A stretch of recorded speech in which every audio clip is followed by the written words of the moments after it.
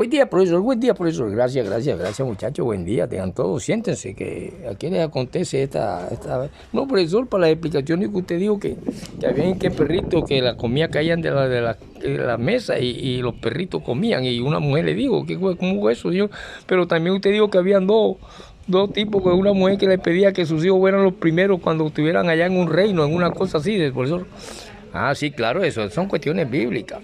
Pero como yo quería hablar del existencialismo y de Jean-Paul Sartre en cuanto al ateísmo y hablar de cosas importantes en la Nueva Granada, como fue el caso de Lino de Pombo, un ingeniero colombiano que en el Congreso de los Estados Unidos de Colombia, allá en la memoria, quedó el distinguido colombiano Lino de Pombo.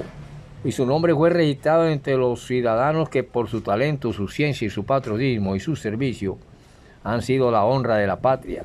Y todo fue promulgado y consagrado con la ley número 62 del 9 de junio de 1986. Pero ¿quién fue ese Nino, profesor? ¿Y quién fue esa mujer? Bueno, aquí en el pasaje bíblico estamos viendo a una mujer cananea que utiliza la palabra perro.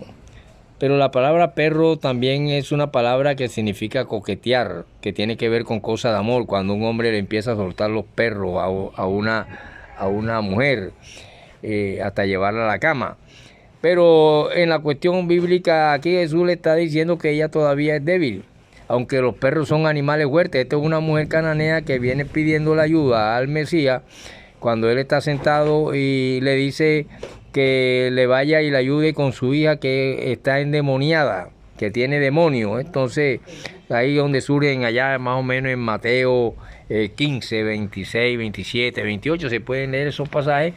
Y eso es lo que quiere decir esa cuestión, que los perros son fuertes en las cuestiones biológicas y los animales bíblicos.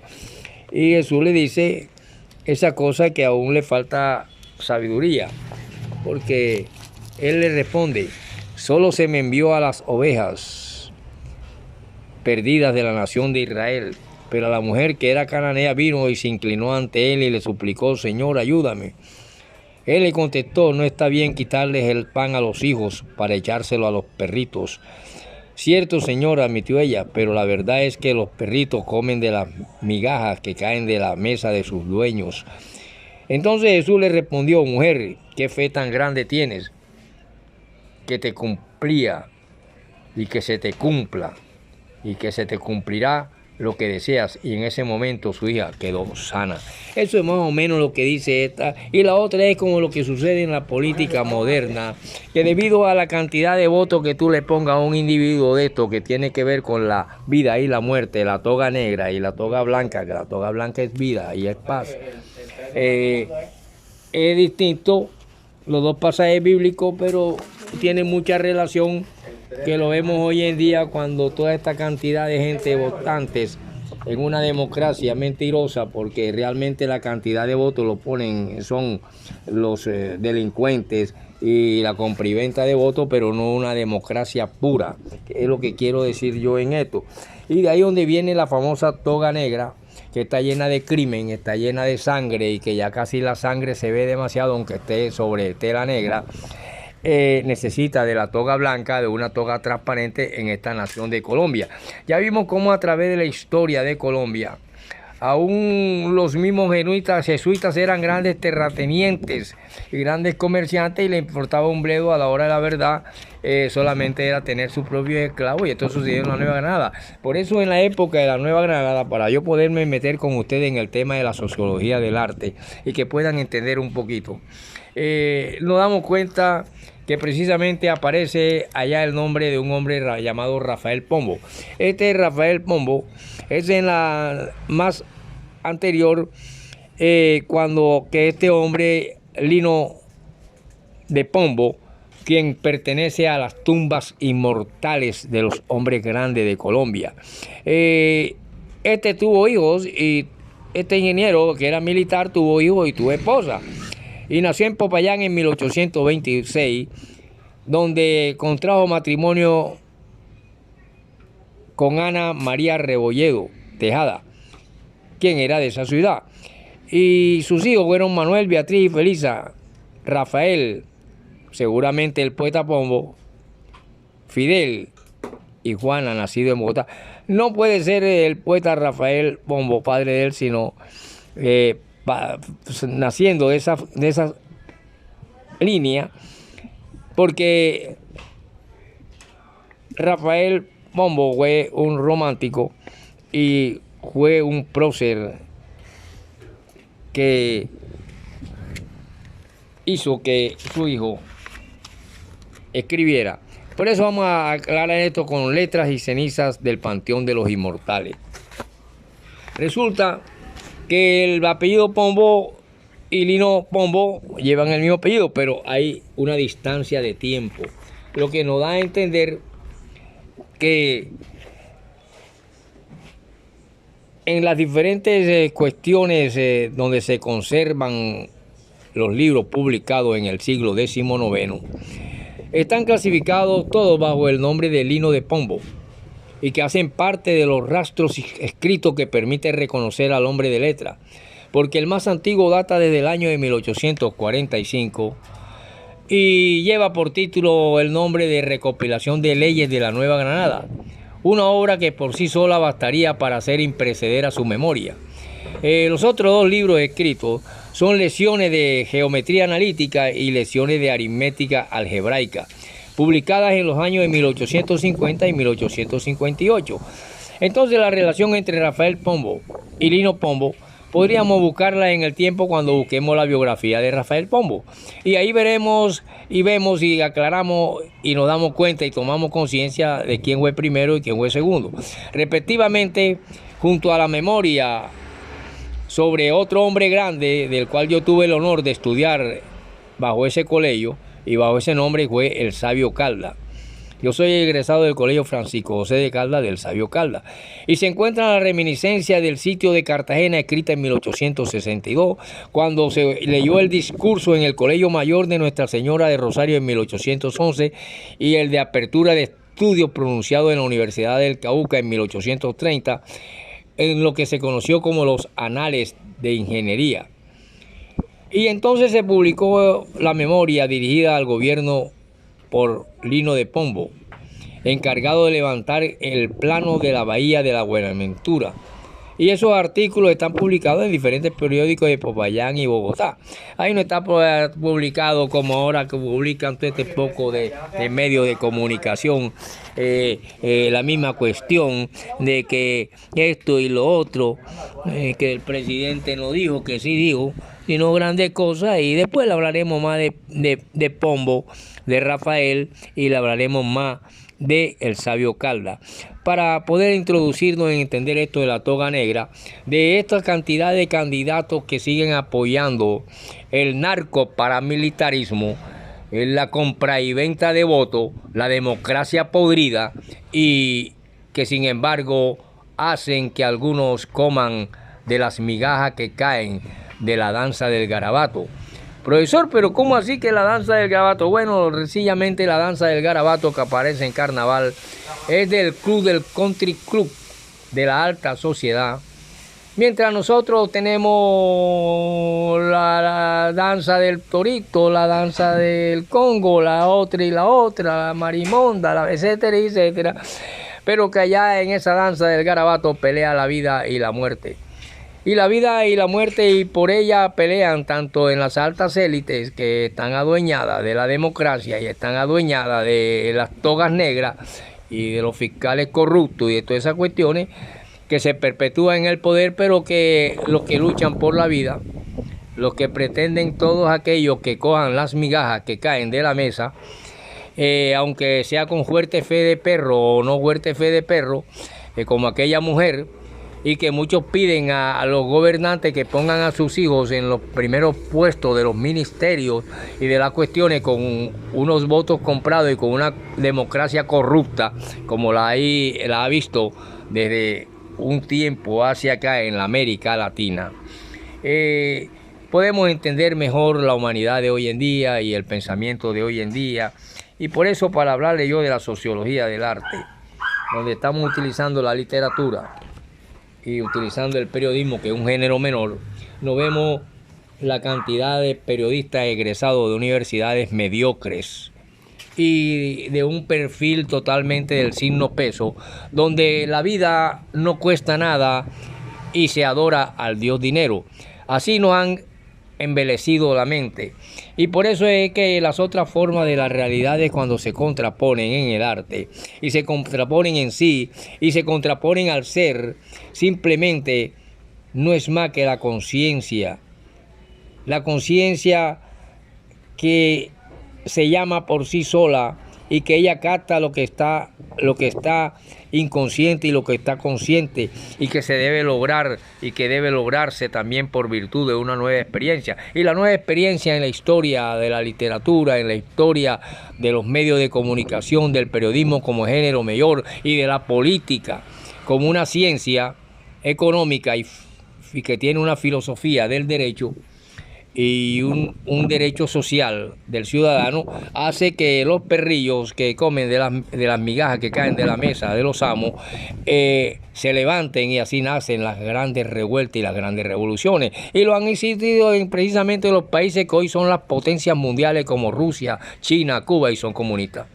Entonces nos enseñaron que los comunistas, cuando abren la pluma del baño, sale sangre y se bañan con sangre, y cuando abren la pluma para tomar agua a los niños les sale sangre, y no han creado un terror, mientras la verdadera sangre que está en la toga, creada por tantos asesinatos de narcotraficantes, paracos, etcétera, etcétera, no quieren decir que estamos en las mejores democracias del mundo, cuando son una democracia mentirosa y una democracia que pone en voto de gente analfabeta, pseudoanalfabeta, semianalfabeta, y incluso a veces de ilustres ignorantes. Por lo tanto, yo quiero hablarme ahora solamente de los grandes ensayistas, porque para hablar de la sociología del arte tendremos que ver la sociología y el hecho social fundamental que es el hogar, para poder entender la sociedad. El hogar, que es el elemento fundamental de la sociedad, si está corrompido, ¿cómo puede exigirle, si es producto de una sociedad corrompida, que sea mejor o sea peor? Por lo tanto, tenemos que existe una cocina. En la cocina es donde se fraguan las grandes toneladas de cocaína que salen y de droga para el mundo.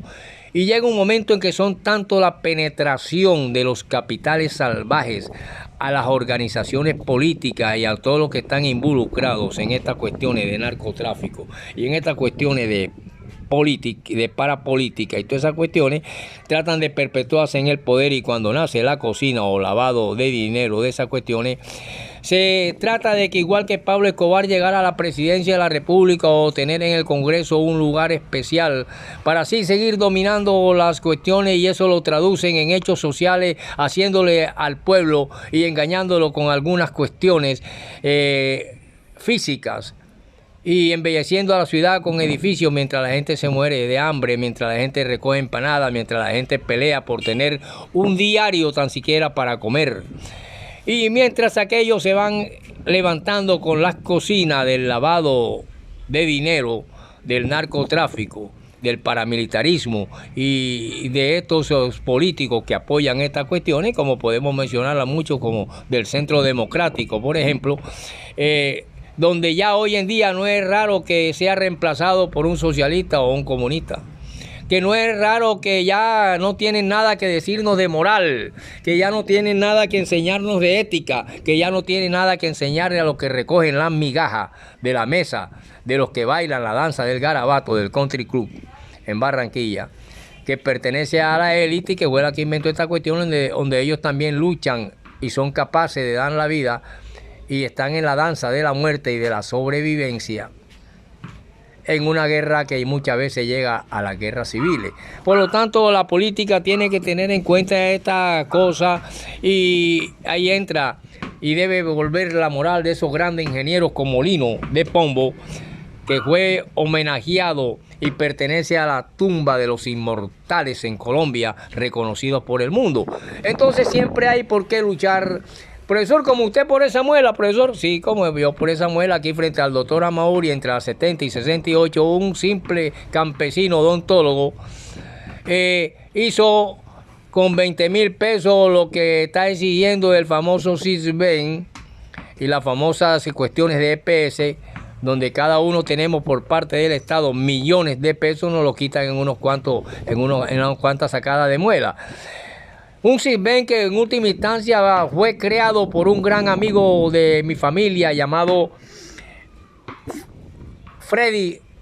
Manfredi Ordóñez Ferreira, gran amigo de Samper, que fue el que creó el CISBEN. El CISBEN no lo ha creado ni Pastrana, ni Uribe, ni nadie.